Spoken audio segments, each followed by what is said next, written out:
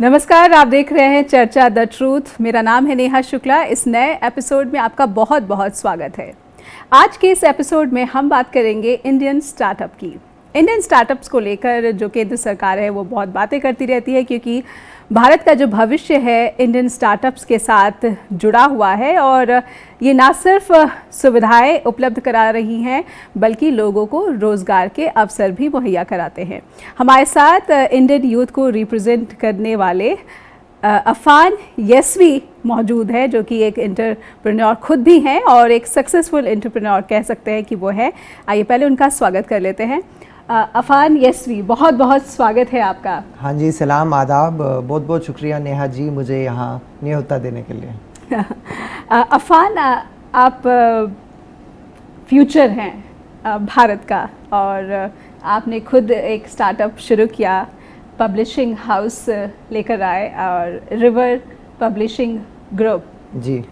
सबसे पहले तो ये एक इंटरेस्टिंग, मैं स्पेलिंग देख रही थी, एक इंटरेस्टिंग है इसकी जो स्पेलिंग है। It is not simply reverse, लेकिन आप इसको जब स्पेल करते हैं तो उसमें HY और ERS ऐसे है, तो थोड़ा सा डिफाइन करेंगे कि ये क्या कहता है? जी, जब मैं और मेरी टीम सोच रहे थे कि हमें एक ऐसा प्लेटफॉर्म क्रिएट करना चाहिए जहाँ क्रिएटिव लोग सब मिल के कुछ कंट्रीब्यूट करें, तो हमें लगा कि वो तो रिवर्स ही होना चाहिए कि हम क्रिएटिव लोगों की क्रिएटिविटी यानी कि दरिया ही बना रहे हैं और हम सब जब मिल जाते हैं बूंद बूंद से ही दरिया बनता है। तो H और बाय द वे हमने इसको ट्रेडमार्क भी कर रखा है इस नाम को, RHYVERS।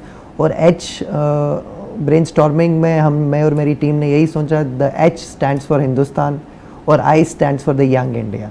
तो हम कहते तो रिवर्स ही हैं, we have just change the 2 letters in it. तो हिंदुस्तान का यूथ, जी बिल्कुल, और मेरे सामने एक हिंदुस्तान के यूथ को रिप्रेजेंट कर रहे हैं आप अफान, और बहुत उम्मीदें बहुत है आपसे। इंडियन यूथ से बहुत सारी उम्मीदें हैं। जी। और आपने स्टार्टअप शुरू किया 2020 में, मैं देख रही थी आपकी पब्लिशिंग जो ग्रुप है जी। You are the founder and director right now. तो 2020 में जब सफ़र शुरू किया तो क्या कठिनाइयाँ आई, क्योंकि आपका कोई बैकग्राउंड नहीं है बिजनेस से या फिर किसी कारोबारी घराने से आप ताल्लुक़ नहीं रखते हैं। जहाँ तक मुझे आपके बारे में पता है, आपके जो फादर और मदर हैं वो सभी सेक्टर से हैं, they are doctors. No, my mother is a doctor, my father is an engineer, father has recently retired from a good post. Yes, ऐसा हुआ कि कुछ ज़िद थी, कुछ कोशिश थी कि कुछ कर लें। I have also served in various sectors, लेकिन कुछ लगा कि कुछ अपने मन का करें जिसमें दिल भी खुश हो, और ये एक ऐसा प्लेटफॉर्म हम क्रिएट कर पाए जिससे काफ़ी लोगों को मदद भी मिली। अभी काफ़ी लाइवलीहुड भी चल रहा है, we have a good staff.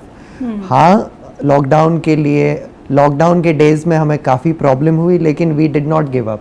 हमने चैनलाइज की वही एनर्जी उन्हीं लोगों को, और हम ऑनलाइन वेंचर स्टार्ट कर लिया, हमने पॉडकास्ट स्टार्ट कर लिया, हमने यूट्यूब पे ट्राई किया। तो वी ट्राई टू डाइवर्सिफाई। कुछ चीज़ें तब चली और नहीं चली, लेकिन यही मैं कहना चाहूँगा अपने दोस्तों से कि आप कोशिश करते रहिए। ज़रूरी नहीं है कि आपको सफलता पहले ही मिले, लेकिन कभी ना कभी सफलता ज़रूर मिलती है अगर आप मतलब डटे रहते हैं। जी। तो आपने कोविड का जिक्र किया, और आपका क्योंकि एक नया वेंचर था, न्यू स्टार्टअप था, तो कोविड ने क्या बुरी तरह से परेशान किया, या फिर आप जो है आंधियों से गुजरते हुए बाहर निकल आए हैं? कोविड ने तो सबको परेशान किया, और ऊपर वाले का शुक्र है कि अब वो लहर थम सी गई है। एक अच्छी सीख मिली और काफ़ी लोगों ने सपोर्ट किया, और हमने भी काफ़ी नई चीज़ों में वेंचर किया। और मुझे ये लगता है कि देखें, हम तो पब्लिशिंग हाउस है, हम काफ़ी सारे पोइट्स और राइटर्स को पब्लिश करते हैं। तो कोविड के दौरान काफ़ी सारे लोग जो घरों में थे उनको समझ आया कि वो शायद पोइट भी हैं, राइटर भी हैं। तो हमारा काम उस हिसाब से भी बढ़ गया कि काफ़ी सारे लोगों ने पोइट्री लिखना शुरू किया, कहानियाँ, अफसाना लिखना शुरू किया, जो हमने बाद में जो ही लॉकडाउन खुला आहिस्ता आहिस्ता उनको पब्लिश करना शुरू किया। कोविड लॉकडाउन के एक्सपीरियंस के बारे में बहुत लोगों ने रोज़गार गंवाया, और आप कह रहे हैं कि आपने रोज़गार दिया और तकनीक का सहारा लिया। जी देखें, इंडिया जो आजकल का इंडिया है, टेक्नोलॉजी इज़ वेरी इम्पॉर्टेंट। हमारी सरकार ने टेक्नोलॉजी पे बहुत थ्रस्ट दिया है। हमारे यहाँ 5G चलता है, और बाय एंड बाय आप देखिए आर्टिफिशियल इंटेलिजेंस का भी जो इंटरवेंशन होगा, तो way of working style and way of living style will totally transform. आज हम जैसे देख रहे हैं ओला है, ऊबर है, तो उसमें ड्राइवर हैं। बहुत जल्द चंडीगढ़ जैसे शहर में, क्योंकि सड़कें तो यहाँ परफेक्ट है ना, हिंदुस्तान में सबसे अच्छी सड़कें यहाँ हैं, तो यहाँ आपको ड्राइवर शायद ना ज़रूरत हो, वो मतलब सेल्फ ड्रिवन कैब्स मिल जाएं। तो टेक्नोलॉजी डेफिनेटली हमें हेल्प करती है। जो चीज़ एक बंदा 3 दिन 4 दिन लगाता था, चाहे वो टाइप सेटिंग हो या बहुत सारी चीज़ें हो, टेक्नोलॉजी हमें हेल्प कर देती है। Yes, and government also does help. हमारी सरकार ने काफ़ी सारी स्कीम्स दी हैं, सब कुछ डिजिटाइज किया गया है, तो उससे भी बहुत ही हेल्प मिलती है आपके स्टार्टअप को, आपके वेंचर को। मैं पढ़ रही थी आपके बारे में कि यू आर दिल्ली बेस्ड। जी जी बिल्कुल जी, तो आपकी जो पब्लिशिंग ग्रुप है दैट रन्स फ्रॉम दिल्ली जी। तो जब आपने ये शुरू किया तो शुरुआती चैलेंजेस क्या रहे? क्योंकि जहाँ तक मेरी समझ है किसी भी बिज़नेस के बारे में, जब आप शुरुआत करते हो और कोई बैकअप नहीं होता है फैमिली का, अगर कोई कारोबारी घराने से आप नहीं हैं, तो पहले तो आपको इसको समझने में बहुत वक्त मिलता है, फिर सपोर्टिंग सिस्टम जो है उस तक रीच करना भी एक मुश्किल होता है। ये एक्सपीरियंस आपका कैसा रहा? जी, आपको जैसे मैंने पहले भी बताया था कि मुझे भी लिखने का शौक़ है, तो थोड़ा बहुत मुझे मालूमात थी ही इसकी, और प्रिंटिंग का हमारा पहले भी सेटअप था। तो हमने फिर पब्लिशिंग में वेंचर किया और फिर यही कोशिश की कि अच्छे लेखकों को, अच्छे पोइट्स को हम एक प्लेटफॉर्म दे दें।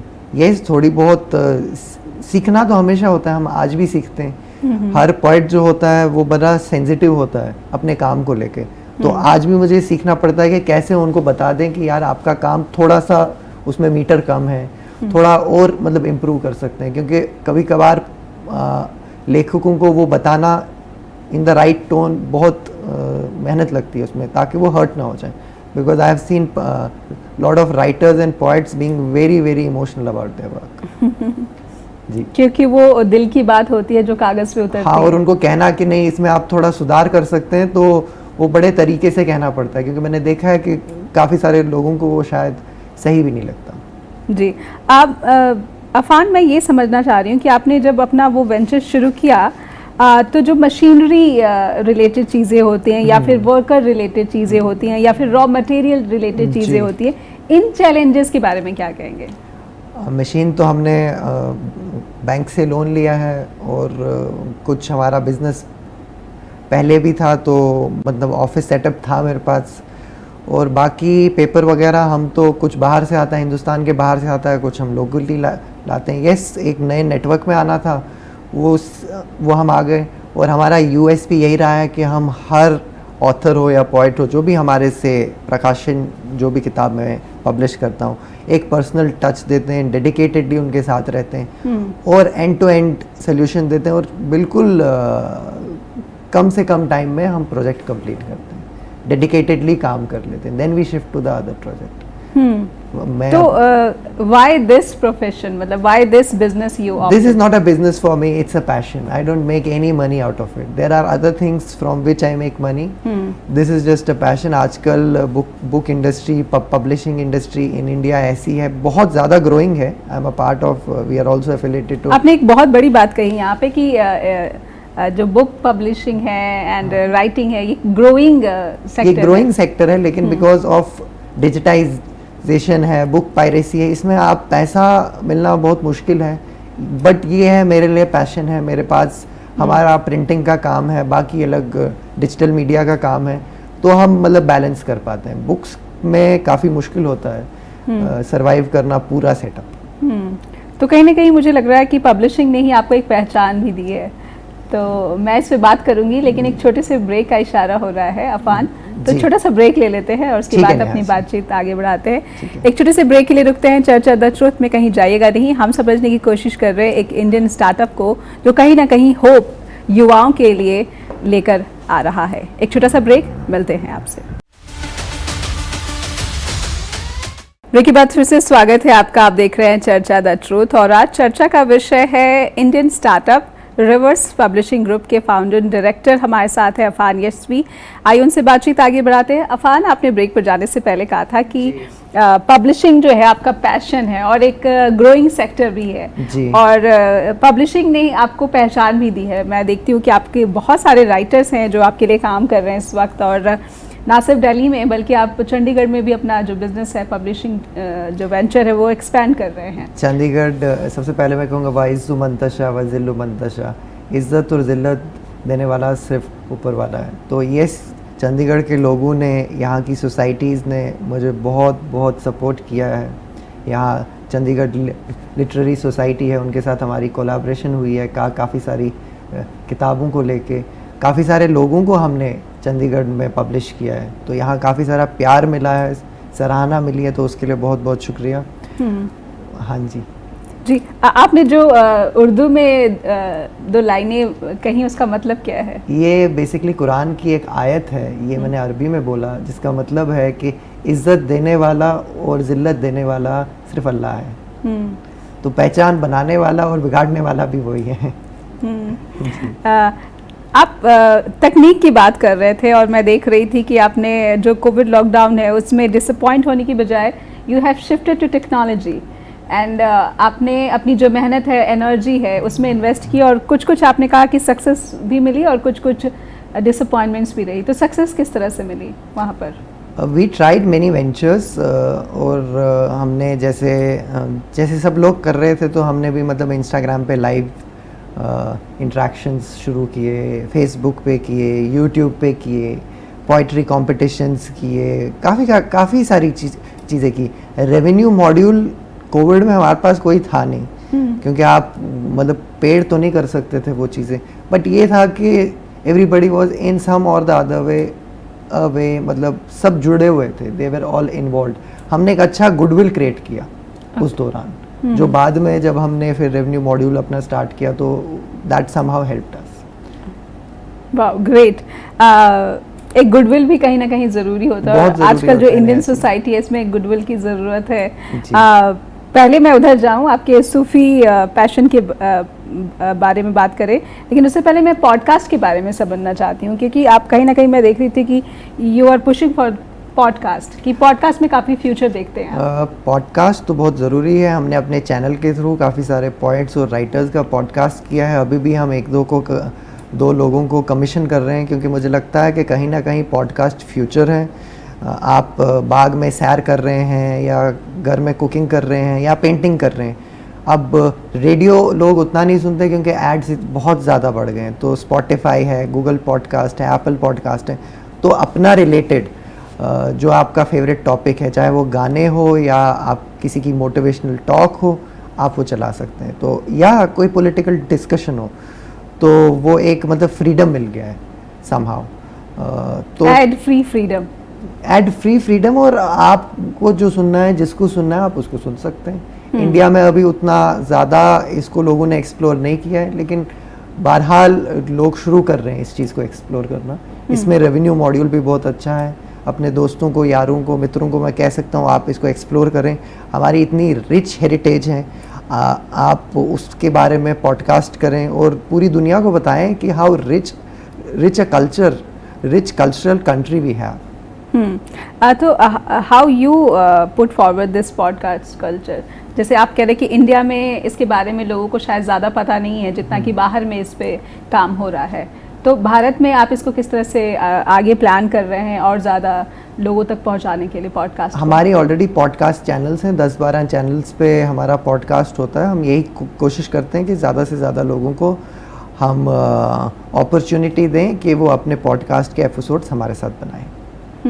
तो ऐसे लोग जो पॉडकास्ट से जुड़ना चाहते हैं, उन्हें आपसे संपर्क करना चाहिए? जी बिल्कुल, ऐसे लोग जो पॉडकास्ट से जुड़ना चाहते हैं हमारे साथ संपर्क करें। ऐसे लोग जो चाहते हैं उनकी कहानियाँ, उनकी कविताएं, उनके अफसाने, उनके ख्याल हम छापे जा सकते हैं, वो हमारे साथ जुड़ सकते हैं।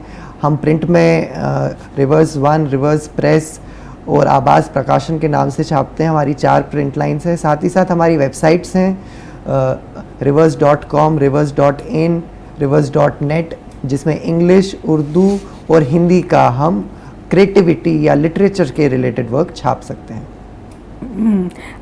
आप यूथ को काफ़ी अट्रैक्ट कर रहे हैं, कहीं ना कहीं मैं देख रही हूँ अफान।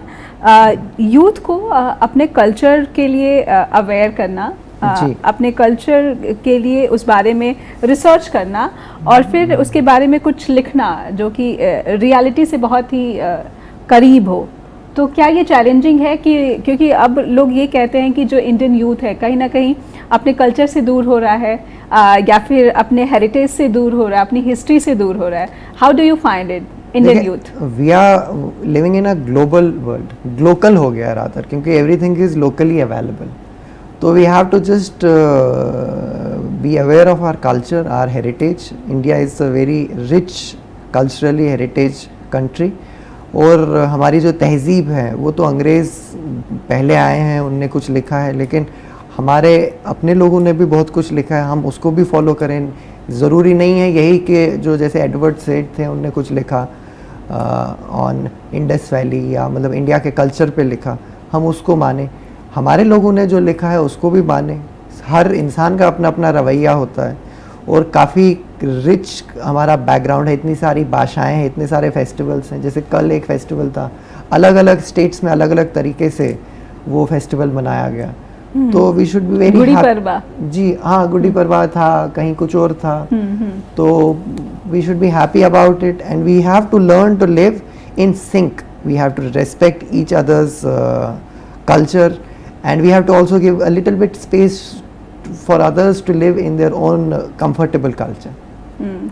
यही तो हमारे भारतीय संस्कृति की खासियत है और भारतीय लोकतंत्र की खासियत है कि अलग अलग जो संस्कृति है वो एक साथ एक दूसरे को आदान प्रदान, जो सांस्कृतिक आदान प्रदान भी होता है और उसका प्रचार और प्रसार होता है. तीनों लैंग्वेजेस में, जो 3 मेन लैंग्वेजेस है, हिंदी, पंजाबी एंड इंग्लिश, तीनों में आप पब्लिकेशन करते हैं. कौन सी लैंग्वेज आपके ज़्यादा करीब है? सब करीब है. जी, मेरे को तो ख्यालात करीब है. अब आप किसी भी लैंग्वेज में वो मुझे बता दीजिए, मुझे पसंद आएंगे. फिर भी किस लैंग्वेज के जो राइटर्स हैं वो ज़्यादा अप्रोच करते हैं आपको? पंजाबी के, इंग्लिश के या फिर हिंदी के? पंजाबी के भी करते हैं और इंग्लिश के भी करते हैं, उर्दू के भी करते हैं, हिंदी के भी करते हैं. हिंदी के बहरहाल ज़्यादा करते हैं. अच्छा. हिंदी के लिखने वाले लोग ज़्यादा हैं. और ये लिखने वाले यूथ हैं या फिर? हमारे यहाँ सब लिखते हैं. मैंने किताब छापी है एक 22 साल की, चंडीगढ़ की, द्युतिमा शर्मा है उनकी. और हमारा she is our youngest writer till date for a book, separate book, क्योंकि हम एंथोलॉजीज़ भी निकालते हैं तो एंथोलॉजीज़ में 30-40 लोग लिखते हैं. बट वो है. तो दूसरी हमारी एक जो सीनियर मोस्ट राइटर है, she is 88 years old, Prabha Anand from Delhi. तो हम सारा एज ग्रुप कवर करते हैं. तो जेंडर भी कवर करते हैं. मतलब यहाँ मैंने 2 फीमेल्स का नाम दिया, ये नहीं कि सिर्फ हम फीमेल्स को छापते हैं, हम सबको छापते हैं, खुशी खुशी छापते हैं. हमारा फोकस ये रहता है कि आपके जो ख्यालात हैं हम उनको कैसे बेहतरीन तरीके से लोगों तक पहुँचाएं. जब ख्यालात की बात आती है तो कौन सा ख्याल मैं कहूँगी कि आपको ज़्यादा जो इंस्पायर करता है और आपको लगता है क्योंकि you are a medium, you are playing a role in building the society, जिसमें एक पढ़ा लिखा सभ्य समाज की हम बात करते हैं और कहीं ना कहीं आइडियाज़ जो हैं वो लोगों तक पहुंचती हैं. तो ऐसे में किन आइडियाज़ की आपको मौजूदा वक्त में भारत में कमी लगती है?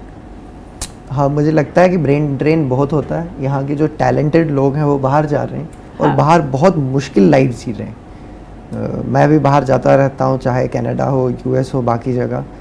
यहाँ वो अच्छी लाइफ जी सकते हैं जो वहाँ जो मतलब मेहनत वो वहाँ करते हैं वो यहाँ भी कोशिश करें वैसी मेहनत करना.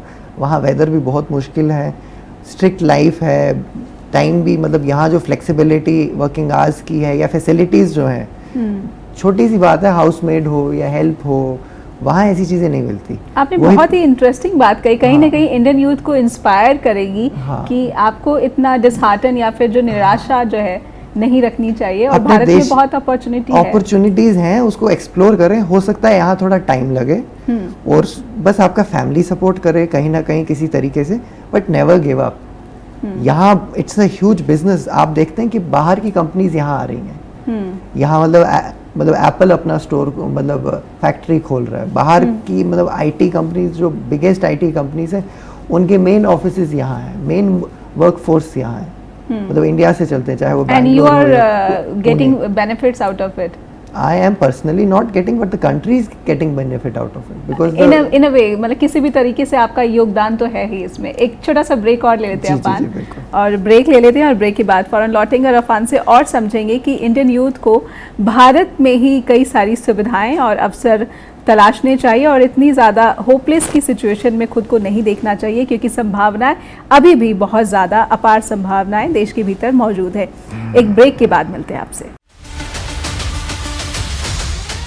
ब्रेक के बाद फिर से स्वागत है आपका। चर्चा द ट्रूथ देख रहे हैं आप, और आज हम समझने की कोशिश कर रहे हैं इंडियन यूथ को, और इंडियन यूथ को रिप्रेजेंट कर रहे हैं अफान यस्वी हैं। खुद का एक पब्लिशिंग ग्रुप जो है रन करते हैं, और कई डिफरेंट फोरम और कई जो टेक फर्म है उसको भी रन करते हैं। अफान, आपने बिजनेस की बात कही, बिजनेस अपॉर्चुनिटी की बात कही, लेकिन मौजूदा वक्त में देश में बहुत बेरोजगारी है, और मैं देखती हूँ कि शायद हम हिस्टोरिकली, मतलब पीछे के भारत का इतिहास देखें और अभी जो सिचुएशन देखें, शायद बहुत ज़्यादा बेरोजगारी है जैसा देश ने कभी नहीं देखा, और कहीं ना कहीं इंडियन यूथ की तादाद भी बहुत ज़्यादा है।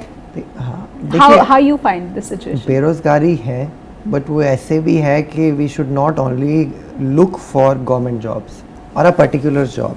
There are multiple ways to make money. I have seen people जो मतलब अच्छा खासा रेवेन्यू लाते हैं because they have become social media influencers. People are paying them a good amount of money to do a coverage of stores और products. ठीक है, आप देखेंगे इंस्टाग्राम पे सोशल मीडिया इन्फ्लुएंसर्स होते हैं, तो उनका काफ़ी, बल्कि मैं देख रही हूँ लोग जो इंडियन यूथ है जो आपकी तरह ही जो स्टार्टअप्स के साथ हैं, इंस्टाग्राम पे भी मैंने देखे काफ़ी प्रमोशनल रील्स वगैरह जो हैं। जी, वो मतलब आप पैसा कमाने के हिंदुस्तान में बहुत ज़्यादा तरीके हैं। आप मतलब उम्मीद ना हारें, आप यू जस्ट फिगर आउट। ज़रूरी नहीं है आपको नौकरी करनी हो, मतलब आप अच्छा लिखते हैं तो ब्लॉग लिखिए। कोई भी अखबार अगर आपका कोई छापता है तो कुछ ना कुछ तो दे ही देता है ना। 800 रुपये से लेकर 4000 रुपये तक कुछ तो आपको मिल रहा है। You just have to know where you are good at. If you are good at something, you will know how to sell it. There are a lot of opportunities to make money. You just have to figure out कि क्या, हाँ नौकरी करनी है, नौकरियाँ कम हैं, लेकिन आप कुछ ऐसा करो ना कि आप नौकरियाँ बनाओ। मतलब क्यों नहीं ऐसा कुछ करते हैं? अगर आपको कुकिंग में इंटरेस्ट है, एक क्लाउड किचन स्टार्ट करिए। सिंगिंग में इंटरेस्ट है, कोई बैंड स्टार्ट करिए, है ना। मेरा इंटरेस्ट कुछ और है, लेकिन चले out of passion I am into this field of printing and publishing. But yes, we have helped many writers also to earn money out of it, क्योंकि उनकी किताबें इतनी अच्छी चली हैं कि उनको अच्छा खासा पैसा मिला। ज़्यादा पैसा नहीं मिला, लेकिन कुछ तो पैसा मिला ना। मतलब ये नहीं है कि उनको लॉस हुआ बुक निकाल के, कोई फजूल खर्चा नहीं हुआ। उनने भी पैसा कमाया, कुछ कमाया। तो ये है, क्योंकि ये आपसे जुड़ा हुआ नहीं है, लेकिन क्योंकि इंडियन यूथ में गुस्सा इस बात का है, और थोड़ा सा मैं चाहूँगी, बिल्कुल बैलेंस आपके ऊपर है, आप किस तरह से इसका जवाब दे सकते हैं।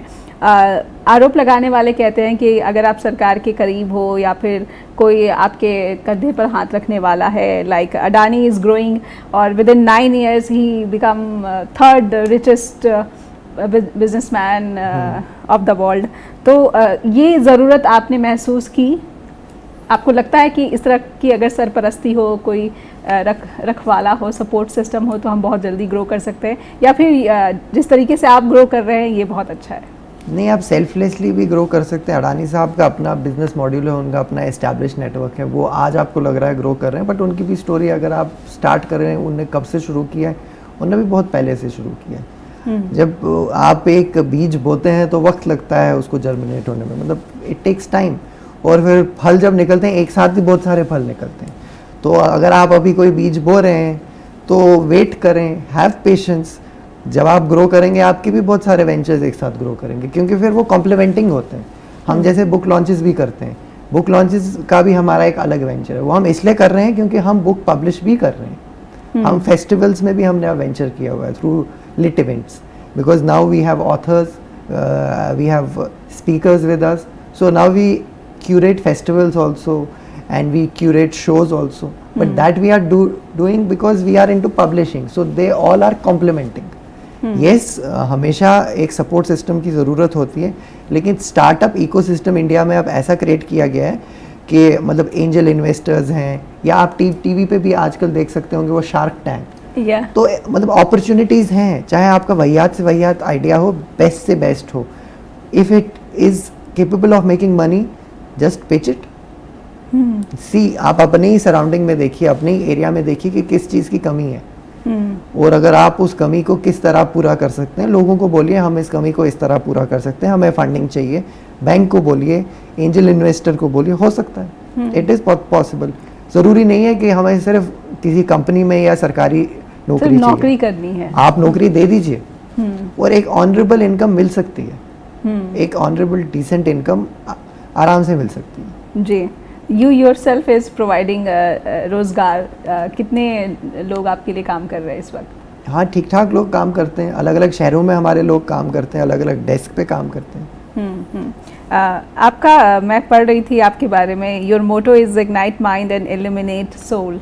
जी, तो ये जो आइडिया है कहीं ना कहीं मौजूदा वक्त में ज़्यादा से ज़्यादा तादाद में इंडियन यूथ को इसके बारे में बताने की ज़रूरत लगता है, ऐसा मुझे महसूस होता है। आपकी ये कोशिश कितनी रंग ला रही है, कितने जो संख्या में जो भारतीय युवा हैं उन तक आपका ये मैसेज पहुंच पा रहा है? देखा, युवा के साथ जुड़ने के लिए हम काफ़ी सारे कार्यक्रम करते हैं, स्कूल्स में, कॉलेजेस में, यूथ फोरम्स में, और अलग अलग चीज़ों पे बात करते हैं, सिर्फ बिजनेस रिलेटेड नहीं, लेकिन जो हमारे सोसाइटी में सोशल एवल्स हैं, सब्सटेंस अब्यूज़, ड्रग अब्यूज़ या एडिक्शंस, सोशल मीडिया भी एक एडिक्शन है बाय द वे, वो उस पर बात करते हैं, क्लाइमेट चेंज पे बात करते हैं, कहीं ना कहीं बताने के लिए कि क्या सही है क्या गलत है। हर एक चीज़ का एक मनी मॉड्यूल तो हो नहीं सकता, लेकिन मेरी यही कोशिश रहती है कि उनको अवेयर किया जाए कि दुनिया में क्या हो रहा है और हम किस तरह से कलेक्टिवली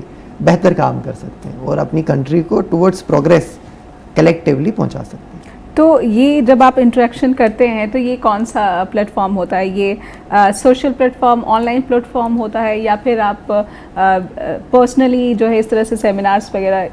मैं सोशल प्लेटफॉर्म पे भी किया है, हमने स्कूल्स कॉलेजेस में जाके भी किया है, हमने लाइब्रेरीज में जाके किया है, काफ़ी सारे वर्कशॉप्स हमने काफ़ी सारी यूनिवर्सिटीज़ के साथ भी किए हैं। ये डिपेंड करता है, हमारा टाई अप अलग अलग ऑर्गेनाइजेशंस के साथ होता है ऑन अलग अलग टॉपिक्स पे। ओके, मेंटल हेल्थ की बात करना चाहूँगी, क्योंकि कहीं ना कहीं सिर्फ भारतीय युवा ही नहीं बल्कि मुझे लगता है कि हर एज ग्रुप जो है इस वक्त किसी न किसी मानसिक तनाव से या परेशानी से जूझ रहा है। स्पेशली कोविड के टाइम में भी इस तरह की परेशानियां काफ़ी बढ़ गई थी, और कोविड से जब हम बाहर आ गए हैं तो भी भारत में जो मानसिक परेशानियां हैं लोगों को इसका काफ़ी सामना करना पड़ा। ये एक चैलेंज भी दिख रहा है इंडियन यूथ के सामने, आप इसे किस तरह से देख रहे हैं? यस, हमारे यहाँ माना नहीं जाता है कि अगर आप डिप्रेस्ड हो या आपको एंग्जाइटी है या आपको स्ट्रेस है ये कोई बीमारी है। यही माना जाता है कि अगर आपको कहीं चोट लगी है तो वो बीमारी है। मेंटल हेल्थ में जो इश्यूज आते हैं ना वो दिखते नहीं हैं, और वो हमें भी समझने में, आप देखिए आस पड़ोस में, आप देखिए अपने परिवार में, अपने दोस्तों में कि क्या कोई ऐसे ही हंस रहा है, क्या कोई ऐसे ही ग्लूमी है क्या? हम रोक सकते हैं लोगों का सुसाइड अगर हमें पता चले कि नहीं यार ये तो डिप्रेशन में है। हमें मदद करनी चाहिए कि क्योंकि उसके साथ कोई बात करने वाला नहीं होता है। अगर हम किसी शख्स के साथ बात करें और उसको दिलासा दें तो हो सकता है वो कोई गलत कदम उठाने वाला हो, जान लेना फॉर एग्जांपल, या किसी सब्सटेंस अब्यूज में चले जाना, क्योंकि ही और she finds themselves very alone, detached. ज़रूरी है कि हमें चर्चा करनी चाहिए। जी अफान, क्योंकि जो इंडियन यूथ है जब उसको उसमें एनर्जी इतनी ज़्यादा होती है कि अगर उसे चैनलाइज नहीं किया जाए। India is a country of youth, हमारा मेजर ऑफ पॉपुलेशन जो है यूथ का है, और यूथ को ही ड्राइव करना है। उनको पॉलिटिक्स में भी आना है, बिजनेस में भी आना है, सोशल लेवल पे भी आना है, हर एक लेवल पे यूथ का रोल इम्पोर्टेंट है, and they have to now own it. हम जॉब्स नहीं, हमें हर एक फील्ड में जाना है। पॉलिटिक्स में भी बहुत ज़रूरी है हमारी रिप्रेजेंटेशन। मैं जल्द मतलब उम्मीद करता हूँ कि हमारे काफ़ी सारे मंत्री तो ऑलरेडी मतलब यंग हैं, और भी यंग हो, और भी यंग लोग पॉलिटिक्स में जुड़े। अच्छी चीज़ है पॉलिटिक्स, और फिर डेवलपमेंट करें, क्योंकि जो हम रूल्स हैं, रेगुलेशंस हैं, एक्ट्स हैं, पॉलिसीज़ हैं, सरकारी लोग बनाते हैं। हमारी रिप्रेजेंटेशन वहाँ बहुत ज़रूरी है। और क्या कम है मौजूदा वक्त में? आप बेहतर जानते हैं, काफ़ी कम लोग हैं जो यूथ हैं जो कैबिनेट में भी हैं, लेकिन बहुत अच्छी बात है कि हैं, और काफ़ी बढ़नी चाहिए रिप्रेजेंटेशन जो है यूथ की, बढ़नी चाहिए। ज़रूरी, बढ़नी चाहिए। एक ब्रेक ले लेते हैं अफान। ज़रूर। एक ब्रेक ले लेते हैं छोटा सा और ब्रेक के बाद मिलते हैं आपसे। ब्रेक के बाद फिर से स्वागत है। चर्चा द ट्रूथ देख रहे हैं आप, और आज चर्चा में हम ये समझने की कोशिश कर रहे हैं कि भारतीय युवाओं को निराश ज़्यादा नहीं होने की ज़रूरत है और बहुत सारी संभावनाएं हैं जिसके बारे में हमसे बातचीत कर रहे हैं। अफान यशस्वी हैं, खुद एक सक्सेसफुल एंटरप्रेन्योर हैं। और अफान, मेंटल हेल्थ के बारे में हमने बात की और आपने इतनी सारी अच्छी बातें कही हैं कि इंडियन यूथ को अट्रैक्ट कर सकती हैं। सिर्फ नौकरी ही क्यों करें, हम खुद का भी जो एक प्लेटफॉर्म है, एक बिज़नेस है, वो शुरू कर सकते हैं। क्योंकि कहीं ना कहीं भारतीय जो समाज है, एक बहुत बड़ी मार्केट भी जो है, पॉपुलेशन को ही देखा जाए, बाहर की फर्म्स यहाँ पर आ रही हैं क्योंकि उनको एक बहुत बड़ी मार्केट यहाँ पर दिख रही है। चीन से हम बेशक कितनी भी सीमा विवाद चल रहा है, लेकिन वो हमारे साथ जो है हमें एक मार्केट के रूप में देख रहा है। तो दुश्मनों को भी भारत एक इसलिए पसंद आ रहा है क्योंकि बड़ी मार्केट है।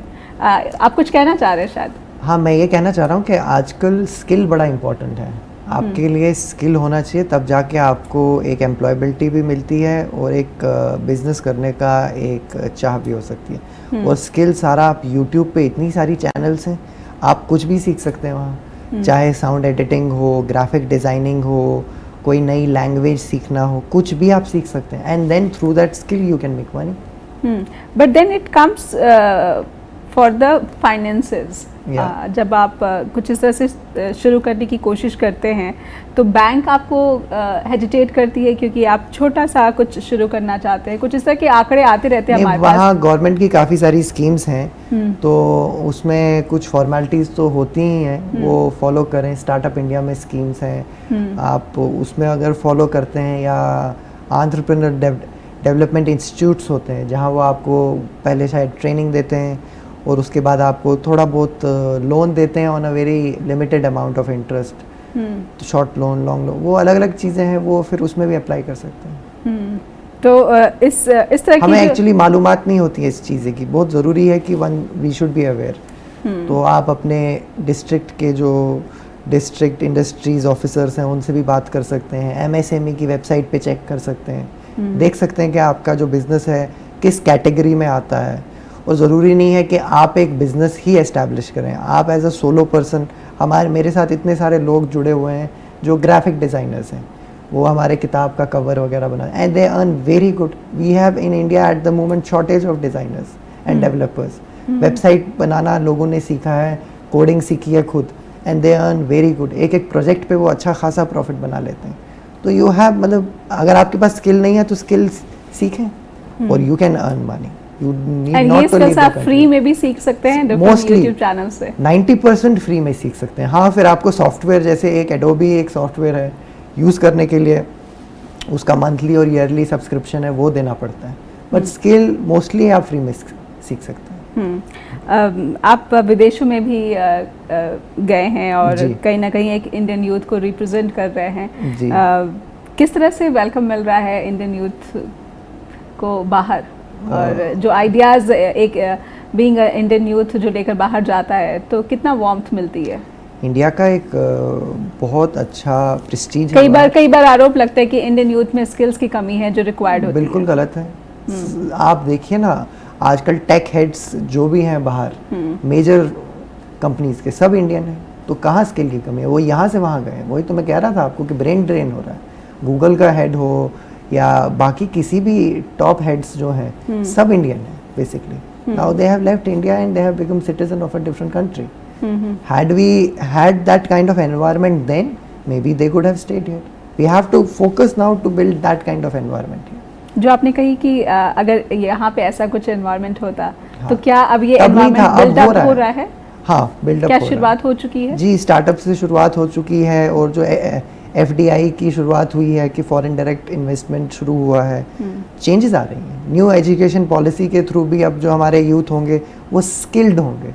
पहले जो हमारी एजुकेशन होती थी वो कहीं ना कहीं रट्टाबाजी होती थी, पता होता था कि इसी चैप्टर से सवाल आना है, लेट्स बी ऑनेस्ट। अब लेकिन जो न्यू एजुकेशन पॉलिसी है उसमें आप, वो स्किल ओरिएंटेड पॉलिसी है, तो कहीं ना कहीं आपको एक स्किल मिलेगा जो आप यूज़ कर सकते हो कल को जाके। और डिग्निटी ऑफ लेबर भी बढ़ रही है। हमें किसी भी, कोई भी काम बड़ा या छोटा नहीं होता, काम काम होता है, और हर काम से आपको पैसा ही मिलेगा। ज़रूरी नहीं है लेकिन काम करना चाहिए, यू हैव टू इम्प्रूव। मेहनत से जो है पीछे नहीं हटना चाहिए। नेहा जी जी कहीं ना कहीं ये सारी जो परिस्थितियां हैं, जैसे आपने कहा कि शायद शुरुआत हो चुकी है कि जो हमारा ब्रेन है, जो टैलेंट है, वो बाहर ना जाए, भारत में ही रहकर जो भारत की इकोनॉमी है उसमें कंट्रीब्यूट करे और उसको आगे बढ़ाए। लेकिन इस सब के बीच में जो मेंटल स्ट्रेस है या फिर परफॉर्मेंस स्ट्रेस है, डेडलाइंस मीट करने का जो स्ट्रेस है, इसमें आपने एक कोशिश की है सूफ़ी मैगज़ीन की।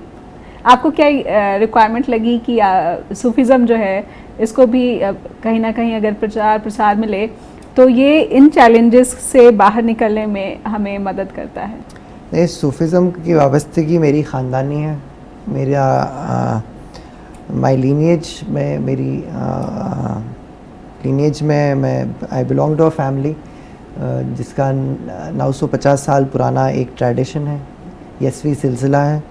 तो मेरी सर्विस है कि मैंने एक तसव्वुफ़ पे, सूफिज़म पे एक मैगज़ीन पब्लिश करते हैं हम पिछले 5 साल से। अब साल में 2 बार निकलती है और सूफिज़म के अलग अलग टॉपिक्स पे हम उसमें आर्टिकल्स और पोइट्री छापते हैं। You are yourself a writer? जी बिल्कुल। जी, तो कुछ कहना चाहेंगे, बताना चाहेंगे ताकि जो हमें देख रहे हैं यंग माइंड्स, उनको थोड़ा सा पता चले कि सूफिज़म उनको किस तरह से नेचर से जोड़ता है या फिर खुदा से जोड़ता है या फिर तमाम जो ज़िंदगी की परेशानियां हैं उससे बाहर निकलने में मददगार बनता है? जी, सूफ़ी तो वो शख्स होते हैं, हमने तो सूफ़ियों के बारे में पढ़ा है, वो सूफ़ी वो शख्स होते हैं जो अल्लाह से जुड़े होते हैं और जिनका दिल साफ़ होता है। They are very selfless. और उनने काफ़ी कुछ कहा है, लेकिन यही सीख मिली है कि one should be selfless, number 1, number 2 be prepared for anything, number 3 remember that life is limited. मौत अटल है, सबको मरना है। तो वो थॉट लेके जब आप चलते हैं ना तो आपकी एंग्जाइटी खुद ही कम हो जाती है। जी। आप काफ़ी एक पॉजिटिव पर्सन मुझे लग रहे हैं अफान। और फ्यूचर प्लान्स के बारे में मैं समझना चाहूँगी कि क्योंकि आपने जो भारत को है एक बड़ा ही फ्यूचरिस्टिक नज़रिए से आप देख रहे हैं और आपको यहाँ पे अपॉर्चुनिटीज़ काफ़ी जो है वो नज़र आती हैं और यही आप जो इंडियन यूथ है उसको मैसेज भी दे रहे हैं। फ्यूचर प्लान्स किस तरह से हैं और अब तक का जो सफ़र रहा है, are you satisfied with? No, I am not satisfied. I always say कि इसमें ये गलत था, उसमें वो गलत था। तो वो चले, मुझे मालूम है बहरहाल कि क्या इम्प्रूवमेंट हो सकती है, लेकिन कोशिश कर रहे हैं कि इम्प्रूवमेंट हो। फ्यूचर यही है कि अब 5G इंडिया में लॉन्च हुआ है तो मशीन लर्निंग और आर्टिफिशियल इंटेलिजेंस मुझे लगता है कि हर एक बिजनेस चेंज करेगा। So we have to figure out how to get adapted to that new environment and also how to use that environment in growing our business. और social media का एक बहुत इम्पॉर्टेंट रोल है अब, तो उसको भी कैसे हम यूज़ करें कि ज़्यादा से ज़्यादा लोगों के साथ जुड़ें और हमारे साथ जो लोग जुड़े हैं उनको फर्दर हम ज़्यादा लोगों के साथ जोड़ें। एनवायरनमेंट बहुत ही एक वास्ट टॉपिक है और जब तक भारतीय यूथ की इससे जो है कनेक्शन नहीं होगी तब तक लगता नहीं है कि हम अपनी मदर नेचर को जो है सेव कर पाएंगे, क्योंकि बहुत सारी परेशानियां जो है एनवायरनमेंट रिलेटेड हमें फेस करनी पड़ रही हैं और कहीं ना कहीं हमें अपनी आने वाली जो पीढ़ी है उसको भी एक संरक्षित वातावरण देना है। तो इस बारे में आपको कितना लग रहा है कि इंडियन यूथ जो है दे आर एक्टिव? जो नई पीढ़ी है they are very active and they are very touchy also. They really want to be very careful of what they are doing. हमें भी देखना चाहिए कि हम कैसे मतलब एनवायरनमेंट का ख्याल रख सकते हैं। प्लास्टिक का मिनिमम यूज़ करें, पॉलीथीन बैन हो गया बहुत सारे शहरों में, लेकिन अभी भी बैन नहीं हुआ है, कहीं कहीं अभी भी चल रहा है। तो प्लास्टिक ना यूज़ करें, अपने लेवल पे कंट्रीब्यूट करें। जैसे मामूली सी स्ट्रॉ होती है तो कोशिश करें कि प्लास्टिक की स्ट्रॉ ना लें। तो स्टार्ट एट होम, घर से शुरुआत करें। हम जब घर से शुरू करते हैं तो घर ठीक होगा तो देश भी खुद ही सुधर जाएगा। तो डू यू फाइंड कि आपके आसपास ऐसी यूथ है जो इन सब बातों का ख्याल रखती है जो आपने कहा? हाँ, रखती है, 100% रखती है। हाँ, कुछ लोग मजाक भी उड़ाते हैं, लेकिन दैट्स परफेक्टली फाइन। हमेशा समाज में हाँ बोलने वाले या अच्छाई पे चलने वाले लोग तो नहीं होते। तो लेकिन हमारा काम है कि उनको प्यार से समझाएं और उनको भी सही रास्ता दिखाएं। जी, बहुत बहुत अच्छी बातें कही आपने अफान, और बहुत बहुत नेहा जी आपका शुक्रिया। जी, धन्यवाद आपका भी, आपने इतनी अच्छी बातें कही और इंडियन यूथ को किस तरह से बर्ताव करना चाहिए। कठिनाइयाँ आती हैं लेकिन इन कठिनाइयों से बाहर निकलने वाला ही हीरा भी कहलाता है। जी, और जी, आप बहुत भारतीय समाज का एक हीरा है, नहीं। भारतीय युवा को रिप्रेजेंट कर रहे हैं। आपको आपकी वेंचर के लिए बहुत बहुत शुभकामनाएं। जस्ट टीवी की तरफ से, जस्ट स्टूडियो में आने के लिए आपका बहुत बहुत धन्यवाद। चर्चा द ट्रुथ से जुड़ने के लिए भी बहुत बहुत धन्यवाद आपका। बहुत बहुत शुक्रिया नेहा जी। जी, तो चर्चा द ट्रुथ में आज के लिए बस इतना ही। उम्मीद करेंगे कि भारतीय युवा से जुड़े जो हमारे कुछ सवाल थे उनके जवाब भी आपके मन में कुछ स्पष्ट हो पाए होंगे। तो फिलहाल इस हफ्ते इतना ही, फिर होगी अगले हफ्ते किसी खास शख्सियत के साथ मुलाकात। दीजिए इजाज़त। info@justbroadcasting.com पर फीडबैक देना ना भूलें और neha@justbroadcasting.com पर भी हमें हर रोज़ आपके ईमेल का इंतज़ार रहता है। धन्यवाद।